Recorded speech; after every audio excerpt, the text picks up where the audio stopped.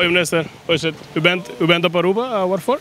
Ik ben hier met een kennismissie. We hebben mbo-scholen, hogescholen, universiteiten meegenomen om te kijken hoe we de banden in het vervolgonderwijs nog beter kunnen maken. Dus ik ben er heel erg benieuwd. We gaan volgens mij echt mooie dingen doen deze week. Dus, minister Kroes, hopen hem snel te zien. We gaan morgenochtend ook even bij de gouverneur langs.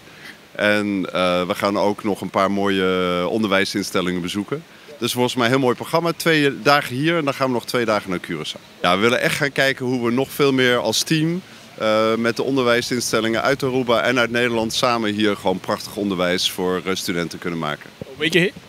Wat zeg je? Blijf je een weekje hier of enkele dagen? Ik ben een week hier, 2 dagen hier, dan 2 dagen in Aruba, dus in Curaçao. En dan gaan we vrijdag weer terug naar huis.